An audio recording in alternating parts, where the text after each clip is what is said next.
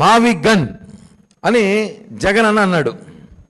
ఎందుకన్నాడో ఈరోజు రాష్ట్రంలో కొంతమందికి మేము కొన్ని విషయాలు చెప్పాలనుకుంటున్నాం. రాష్ట్ర ప్రజలకు తెలియజేసుకోవాల్సిన అవసరం ఉంది. ఇది 2024 ముందు ఎన్నికల ముందు వైజాగ్ రాజధాని అని ఎందుకన్నాడంటే వైవి సుబ్బారెడ్డి, విజయసాయిరెడ్డి, సజ్జల రెడ్డి వీళ్ళకి వ్యాపారాలు చేసుకోవడానికి వైజాగ్ రాజధాని అని చెప్పి ప్రజల్లోకి వెళ్ళాడు.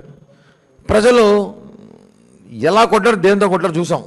11కు వచ్చాడు.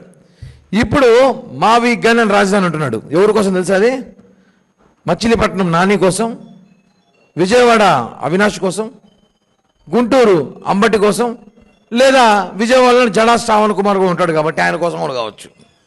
వీళ్ళ కోసం ఇప్పుడు మావి గన్ అని కొత్త కాన్సెప్ట్ తీసుకొచ్చాడు. ఇవన్నీ ఎందుకంటే వీళ్ళ ముగ్గురిని ప్రచ్చగొట్టి పంపిస్తాడు. మనం చూసాం, కోడిగూడతో కొట్టించుకున్నారు అందరూ అమరావతికి. ఏ అమరావతికి ఏ చెవిరెడ్డి భాస్కర్ రెడ్డో, కరుణాకర్ రెడ్డో, సజ్జల రెడ్డో, విజయసాయిరెడ్డి లేడు అనుకోండి, ఇంకా సమ్ రెడ్డిస్, పెద్దిరెడ్డి, ఇంత రెడ్డిస్ ఉన్నారు కదా, ఈ రెడ్లు పంపించచ్చు కదా. ఎందుకు కాపుళ్ళే పంపించి కోడిగూడతో కొట్టించారు మీరు అక్కడ అంటే వాళ్ళ ముగ్గురికి రెచ్చగొట్టాడు. మావి గన్ మీకోసమే తీసుకొస్తున్నాను నేను. మావి గన్ రాజధాని అయితే మొత్తం దోచేయచ్చు మీరు, మీ ముగ్గురు మచిలీపట్నం టు గుంటూరు దాకా మొత్తం మీ హవా చేసుకోవచ్చు అని చెప్పి ప్రయత్నంలో భాగంగానే మావి గన్ తీసుకొచ్చారు. కానీ మావి గన్ ప్రజల కోసమైతే కాదు, మావి గన్ ఈ ముగ్గురు కోసమే తీసుకొచ్చింది కాన్సెప్టు.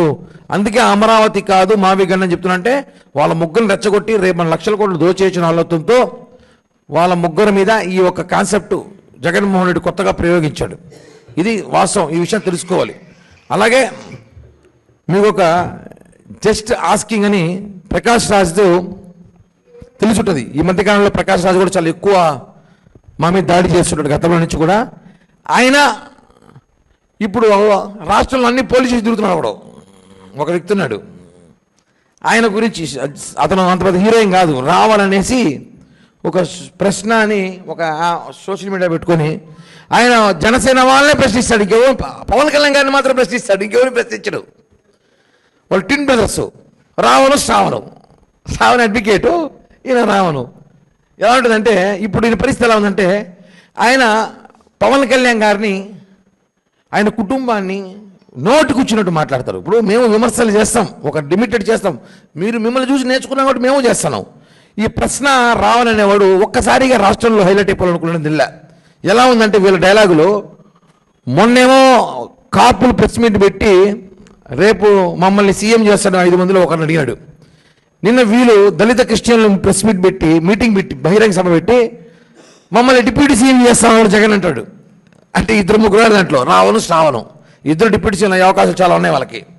వీళ్ళు జగన్మోహన్ ప్రేమతో పవన్ కళ్యాణ్ గారు కక్ష అనిపించారు. ఎలా ఉంటుందంటే ఒకడేమో పోలీస్ స్టేషన్ చుట్టూ తిరుగుతున్నాడు, ఒకడేమో ఆయన కోసం బెయిల్ కోసం అన్ని స్టేషన్ తిరుగుతూ ఉంటాడు. అర్థమవుతుంది. ఈయనేమో లోపల తిరుగుతుంటాడు, ఈయన బయట తిరుగుతూ ఉంటాడు. వీళ్ళిద్దరు పని ఏమి, పవన్ కళ్యాణ్ గారు నిందలేసే పనే. వీళ్ళు ఎలాంటి వాళ్ళు అంటే వీళ్ళకి ఒక ఉన్నాడు బాస్, డండుస్కే బాస్ అని పేరు, డండుస్కే అన్నారు. ఆయనే ప్రకాష్ రాజు. ఆయన ఈడే ఒక విధవ, ఎవడు ఈ రావణ్ అనేవాడు. వీడి దగ్గర ఆయన కూడా అడుగుతున్నాడు ఎలా మాట్లాడాలి మీడియాతో, ఎలా ట్విట్ పెట్టాలని అడుగుతున్నాడు. ఈ ఒక వాయిస్ రికార్డు అందరికి పంపిస్తాం, మీడియా కూడా వినండి ఒకసారి. మేము గొర్రెలం కాదు, బానిస బ్రతుకు బ్రతకడానికి. ఈ బెదిరింపులు వద్దు నాగబాబు గారు. ప్రశ్నించడం మా హక్కు. ఏ నాయకుడైనా, నేనే నాయకుడు అనుకున్నవాడైనా సమాధానం ఇవ్వాల్సింది బాధ్యత. అర్థమైందా? Just asking. బండి ఎక్కి పారిపోయిన వాడిని ఎందుకు అరెస్ట్ చేయట్లేదు రేవంత్ రెడ్డి గారు అని ఒక ట్వీట్ చేయొచ్చా తెలుగులో? సార్ అది కొందరు అమ్ముడుపోయిన మీడియాకి అంటే అది రాంగ్ వర్డింగ్ అవుతుంది సార్. కొందరికి అమ్ముడుపోయిన అంటే కొన్ని పార్టీలకు కావచ్చు, లేకపోతే కొంతమంది మనుషులకు కావచ్చు అమ్ముడుపోయిన మీడియాకి అన్నట్టు. సో కొందరికి అమ్ముడుపోయిన మీడియాకి అని పెట్టాను సార్. ఇప్పుడు ప్రజలకి నిజం సమాధానం చెప్పబోతున్నాను. నిజం తెలుసుకోవాలన్న ప్రజలకి నిజం తెలుసుకోవాలన్న మీడియా మిత్రుడికి మరియు కొందరికి అమ్ముడిపోయిన మీడియాకి కూడా ఓకే. అంటే నిజం తెలుసుకోవాలన్న మీడియా మిత్రులకు కొంచెం రెస్పెక్ట్ ఇవ్వాలి. అందుకే ప్రజలకి నిజం తెలుసుకోవాలన్న మీడియా మిత్రుడికి మరియు కొందరికి అమ్ముడిపోయిన మీడియాకి కూడా. సార్ అది నేను మీకు ఒక లింక్ పంపిస్తాను సార్, ఆ యూట్యూబ్ లింక్. దాని మీద జస్ట్ క్లిక్ చేస్తే డైరెక్ట్ గా యూట్యూబ్ లోకి వెళ్ళిపోయి జాయిన్ అనే ఒక బటన్ చూపిస్తుంది, లైవ్ ని జాయిన్ అవ్వమని. అది క్లిక్ చేస్తే మీరు లైవ్ లోకి వచ్చేస్తారు సార్. మీరు 7:45 అట్లా వస్తే మనం 8:45 9 దాకా మనం చేసి we will close it sir. మెయిల్లో పంపిస్తే నేను ఐప్యాడ్లో ఓపెన్ చేస్తాను అంతే కదా, లేదా ఫోన్లోనే ఓపెన్ చేయాలి. That's all I want to know. దానికి ముందు 1 hour ముందు I will talk to you. ఇది నేను మీడియా మొత్తానికి పంపిస్తాను. ఇప్పుడు ఇందులో ఈ విధవని ఆయన మనం ఎలా విమర్శించాలి పవన్ కళ్యాణ్ గారిని అనేక ఆడియోలు ఉన్నాయి. ఎలా టార్గెట్ చేయాలి, ఎలా మతం దాడి చేయాలి మనం అనే ఒక కుట్రలో భాగంగా వాడుతున్నారు. కనిపించేది వీళ్ళిద్దరే, రావణు శ్రావణు. వెనకాల నడిపించే దాంట్లో వెనకాల ఉన్న వ్యక్తులు ఈయన చిరంజీవి గారి పేరు, పవన్ కళ్యాణ్ గారి పేరు చెప్పుకొని బతికే ప్రకాష్ రాజ్ గారిని జస్ట్ ఆస్కింగ్. మేము కూడా ఏ రోజైనా జగన్మోహన్ రెడ్డిని మీరు దళితులపై దాడి చేసినప్పుడు, డాక్టర్ సుధాకర్ చంపేసినప్పుడు జస్ట్ ఆస్కింగ్ ప్రకాష్ రాజ్, నువ్వు ఎందుకు ట్విట్ పెట్టలేదు, మాట్లాడలేదు? ప్రకాష్ రాజ్ ఈరోజు మనం చూసాం, లైవ్లో చూసాం. రావణు ప్రకాష్ రాజ్ మాట్లాడుకునే మాటలు సందర్భాలు ఎలా ఉన్నాయంటే, రాష్ట్రంలో అల్లజడులు సృష్టించాలి, మత అల్లజడులు సృష్టించాలి, కూటమిని చీల్చాలి, పవన్ కళ్యాణ్ గారినే టార్గెట్ చేయాలి. ఎందుకంటే కూటమి రావడానికి కారణం పవన్ కళ్యాణ్ గారే కదా. పవన్ కళ్యాణ్ గారిని టార్గెట్ చేసి ఇక ఆల్మోస్ట్ కూటమి చీలిపోతుంది, కులం చీలిపోతుందని చెప్పి కాపుల మధ్య తీసుకురావడానికి ప్రయత్నం ఇది. ఈరోజు అదేవిధంగా సోషల్ మీడియాలో కుట్రపూరితమైన డిబేట్స్ ఇద్దరు కలిసి నడుపుతారు. మనం చూసుంటాం. ఆయన ఒక డిబేట్ పెడితే ఆయనకి సానుభూతి, అయ్యయ్యో వాడు పిల్లోడు మంచోడయ్యా, వాళ్ళు అన్ని స్టేషన్లు తిప్పుతారేమి న్యాయం అంటాడు. వాడు బయటికి రాగానే ప్రకాష్ రాజు గారి వాయిస్లో నిజముంది, ఆయన మాట్లాడిన వాస్తవాలు, ఆయన నీతి నిజాయితీ అంటాడు ఆయన. వీళ్ళ డ్రామాలు. అదేవిధంగా పక్కాగా వీళ్ళిద్దరు కుట్రపూరితంగా పవన్ కళ్యాణ్ గారి దాడి చేయడం కారణం ఏమంటే, కేవలం ఈ పవన్ కళ్యాణ్ గారి మీద దాడితో పాటు కూటమి ప్రభుత్వంతో పాటు కాపు సామాజిక వర్గం పైన చేయడానికి, కాపుల్లో రెచ్చగొట్టడానికి చేస్తున్న దాడి ప్రయత్నం ఇది. నేను ఒకటి అడుగుతాను, ఈరోజు ప్రకాష్ రాజ్ గారిని రావణ మధ్య ఉన్న అపవిత్ర బంధం ఏంటి? ఎందుకు నీకు అంత ప్రేమ? రావణ అనేవాడు ఎక్కడి నుంచి వచ్చాడు? కత్తి మహేష్ శిష్యుడు. ఆ రోజు కత్తి మహేష్ ఇదే మరి మా మీద దాడులు చేశాడు. ఈరోజు రావణ అనేవాడు వచ్చాడు. ఈరోజు అదే రావణ్కి ఎవరు సపోర్ట్ చేస్తారు? ప్రకాష్ రాజ్. అంటే చూసుకోండి, వీళ్ళందరూ బ్యాచ్. ఈ శ్రావణు, ఈ రావణు, ఈ ప్రకాష్ రాజు, వీళ్ళందరూ కూడా పవన్ కళ్యాణ్ గారిని టార్గెట్ చేసి మాట్లాడి భయపడుతున్నారు. కానీ ఈ ఆడియో ద్వారా తెలిసిపోతుందా పవన్ కళ్యాణ్ ట్విట్ పెట్టాలంటే నేను అడుగుతున్నాడు, నేనేం ట్విట్ పెట్టాలి? ఇది పెడితే వరకు వీడు పేదాడి అపరమే, వీడికి ఏం తెలియదు, వీడు నిశాని.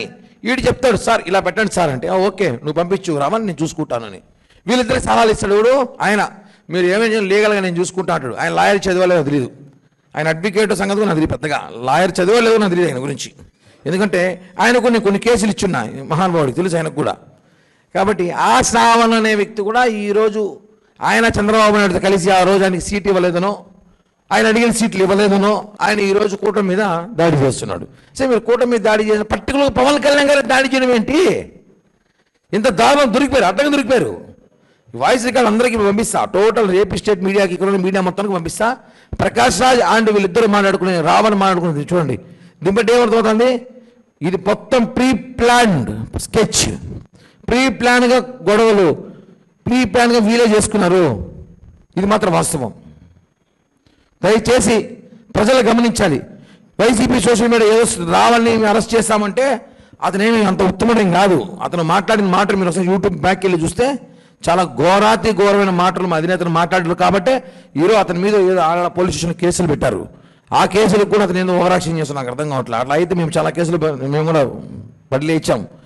దయచేసి ప్రజలు ఈ ముగ్గురు ట్రాప్లో పడకండి, ఈ ముగ్గురు దొంగలే అని చెప్పి కూడా ప్రజలు తెలియజేస్తున్నాం.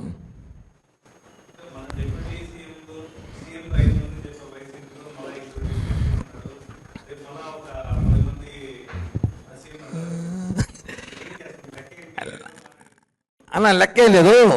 5 మంది డిప్యూటీ సీఎంలు కాపుల్లో చేస్తామని చెప్పాడు జగన్ మొన్న. అది ఆ విషయం నేను మాట్లాడినా.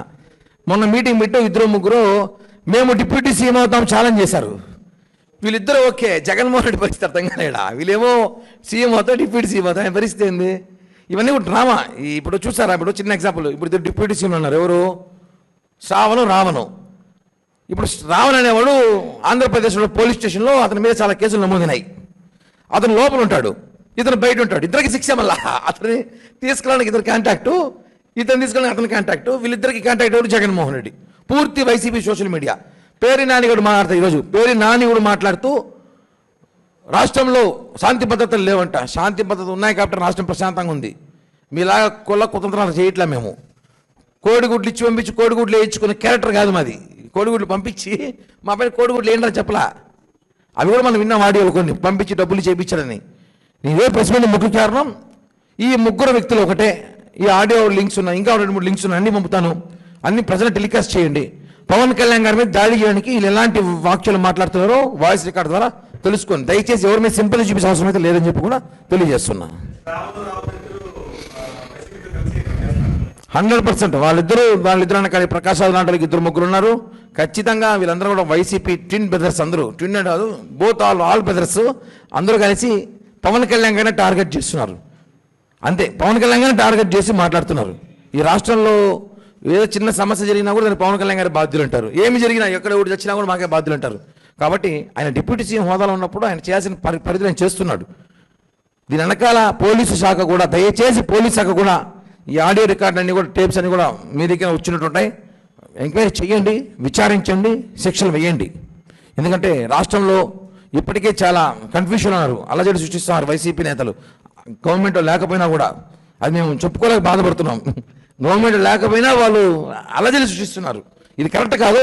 దయచేసి పోలీస్ శాఖ వారు, మేమేమనుకుంటారు, ప్రజలు ఏమనుకుంటారు కాదు, కొంచెం వైసీపీ రూల్స్ ఫాలో చేయండి మీరు కూడా కొంచెం అప్పుడప్పుడు అని చెప్పి కూడా తెలియజేస్తున్నా. కేసు ఆల్రెడీ పెట్టున్నారని విచారిస్తారు. అరెస్ట్ చేయడం జైలుకు పోరు కదా, విచారణ జరుగుతుంది.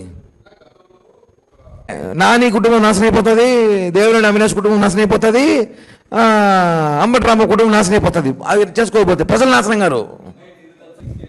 సైకోలు శాడిస్టులు ఒక చోటే ఉంటారు కదా ఆ పార్టీ, వైఎస్ఆర్ కాంగ్రెస్ పార్టీ అంటే.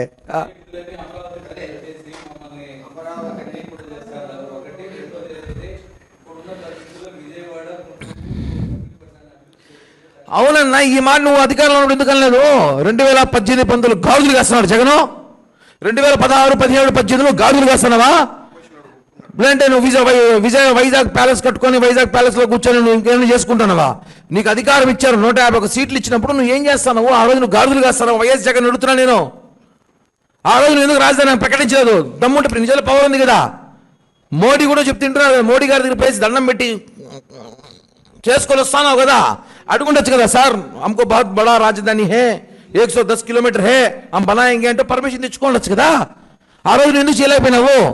హీరో వచ్చి మావి గన్ను, పక్కింటోడు గన్ను, ఏంది సోదంతా చెప్తున్నాం కదా. ఇవన్నీ కుదరదు. అమరావతి రాజధాని, ప్రజలు అమరావతి అయిపోయి ఉంటారు. నువ్వు చెప్పినావు కదా మావి గన్ను వెసెస్ అమరావతిని చూసుకుందాం ఎలక్షన్లో, రేపు ఎలక్షన్లో పెట్టి చూసుకుందాము. ఎందుకు ఇవ్వలేరన్నా? మాకు పనులు ఉన్నాయి, ప్రెస్ మీట్ పెట్టుకుంటారు 4-5 మంది మా నాటలు ఉంటారు. మా బాధ్యత అవన్నీ చేసే పనులు వేరే వాళ్ళు చూసేవాళ్ళు కొంతమంది ఉంటారు. మేము ఒకటే అమరావతి అభివృద్ధి చేసి చూపిస్తాం.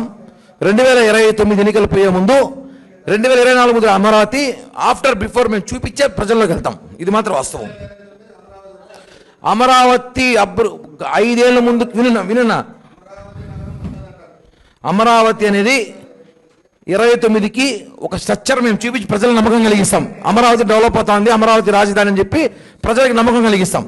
ఎందుకంటే 5 సంవత్సరాలు వాడి మ్యాజిక్ చేయడానికి ఏ అయితే ఉంది అమరావతి కాదు, జపాన్ నుంచి తెచ్చచ్చు. అమరావతిలో 10 నిమిషాల్లో ఏఏలో జపాన్ కాదు వేరే కంట్రీ కూడా తెచ్చచ్చు. అమరావతి నిర్మాణం జరుగుతూ ఉంది, చేస్తాం, రోడ్లు వేస్తాం, మొన్న బిల్డింగ్లు కట్టినాం, వాటర్ తీసుకొస్తున్నాం, ప్రాజెక్టులు తీసుకొచ్చాం, కంపెనీలు వస్తున్నాయన్నా. మ్యాజిక్ కాదు జగన్ లాగా చేయడానికి. జగన్ అయితే జీసస్తో మాట్లాడి మ్యాజిక్ చేస్తాడు. అందుకే అందుకే 15 సంవత్సరాల కూటమి ఉంటుంది. 15 సంవత్సరాల కూటమి ఉంటుంది. 15 సంవత్సరాల్లో అమరావతి మరో హైదరాబాద్లో చూపిస్తాం మేము. స్టాండ్ అవును. 2029కి 2024 ముందు అమరావతి, ఇప్పుడు అమరావతి 5 ఏళ్ళు అభివృద్ధి చూపించి మేము వెళ్తాం ఎలక్షన్కి. థ్యాంక్ యూ అన్న, ధన్యవాదాలు, జై హింద్. నేను తిట్టి నిన్ను పొగుడు తప్పుకుంటావునా? నిన్ను బండబూతులు తిట్టి ఎలా? వాళ్ళు మాట్లాడింది ఎవరు అసలు? వాళ్ళు ఎవరిని మాట్లాడారు? పవన్ కళ్యాణ్ అనే వ్యక్తిని జనసైనికులు, జనసేన పార్టీని మాట్లాడి ఈరోజు వాళ్ళు ఎందుకు పరామర్శిస్తాం మేము? ఏం అవసరం ఉంది మాకు? అతను ఏం మాట్లాడుతున్నారు? పవన్ కళ్యాణ్ గారి కుటుంబాన్ని, వాళ్ళ తల్లిని, పిల్లల్ని మాట్లాడుతున్నారు. వాళ్ళు మాట్లాడినోడికి మేము అరెస్ట్ చేస్తాడు, ఖచ్చితంగా అరెస్ట్ చేస్తారు. ఆ రోజు మమ్మల్ని అరెస్ట్ చేయాల? ఆ రోజు జగన్మోహన్ రెడ్డి మాట్లాడినందుకు నన్ను అరెస్ట్ చేశారు, మా జనసేనకు అరెస్ట్ చేశారు, చొక్కలు బట్టి లాక్కెళ్ళారు. ఇంకా వీడియోలు, ఈరోజు కూడా వీడియో వచ్చింది 3 years ago అంట పొద్దున. ఇన్నిసార్లు కేసులు పెట్టినారు, అప్పుడు మాకేమైనా మాట్లాడారు ఎవరైనా? లేదే. కాబట్టి ప్రభుత్వంలో ఉన్నప్పుడు ఒక డిప్యూటీ సీఎం హోదాలో ఉన్నప్పుడు పవన్ కళ్యాణ్ గారు విమర్శించినప్పుడు ఖచ్చితంగా అరెస్ట్ చేస్తారు. దాన్ని మీరు శిక్ష పడాలి, కోర్టులో చెప్పుకోండి ఏమనంటే. ఇది వాస్తవం ఉన్నా. అదే కదా బాధ, సరైన కేసులు పెట్టడం లేదా బాధపడుతున్నా. ప్రభుత్వం ఫెయిల్ అని చెప్పగానే హోంశాఖలో వాళ్ళకి సరైన శిక్ష పడట్లని బాధపడుతున్నాను నేను. నేనే కాదు, జనసేనకు అందరూ బాధపడుతున్నారు. అంటే మా మీద దాడి చేస్తే మేము అప్పుడు పోతే జైలుకి వెళ్ళాం మేమందరం. వాళ్ళని జైలుకి పంపలేకపోతున్నాం. ఏంటి ఆ సెక్షన్లు అర్థం కావట్లేదు. సెక్షన్లు బలంగా ఉన్నాయా లేకపోతే లాయర్లు బలంగా ఉన్నాయో అర్థం కావట్లేదు మాకు కూడా. ఇది గవర్నమెంట్ చూసుకోవాలి సీరియస్గానే. మేము కూటమిలో ఉన్నా చెప్పాల్సి చెప్తున్నాం. మేమేమి పొగడట్లా, హోమ్ మినిస్టర్ కానీ మేమేమి పూజించట్లా, ఉన్న విషయం చెప్తున్నాం మేము. ఒకటండి, ఆయనకి ఏ శాఖ ఇచ్చినా ఆయన అద్భుతంగా చేస్తాడు. అది ఏ శాఖ అయినా సరే, హోంశాఖ మించిన శాఖ అయినా కూడా సరే, ఆయన అన్ని శాఖల అర్హత గల వ్యక్తి.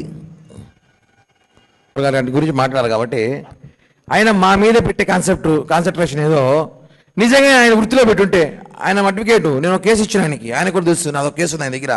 నేను మళ్ళీ ఆ కేసు దాన్ని మార్చుకున్న సంగతి ఆయన తెలుసు తెలియదు, నేను మార్చుకునే ఆ కేసు కూడా. ఆయన సర్టిఫికేట్లు, ఆయన స్కూలు కాలేజ్ సర్టిఫికేట్ అసలు చూస్తే బాగుంటుంది నాకు. ఎందుకంటే ఆయన ఏం చదువుకున్నాడేమో. ఆయన కాన్సన్ట్రేషన్ అంతా మా మీద పెట్టేది. నిజంగా ఆయన ప్రాక్టీస్ మీద పెట్టుంటే నిజంగా ఆయన సుప్రీంకోర్టు జడ్జి అయ్యేవాడు. అవకాశాలు ఉన్నాయి. ఆయన గెటప్కి, ఆయన సెటప్కి, ఆయన ఉందాతనం, ఆయన ఆర్భాటం చూస్తే ఎవరైనా చూస్తే సుప్రీంకోర్టు జడ్జి అనుకుంటాడు.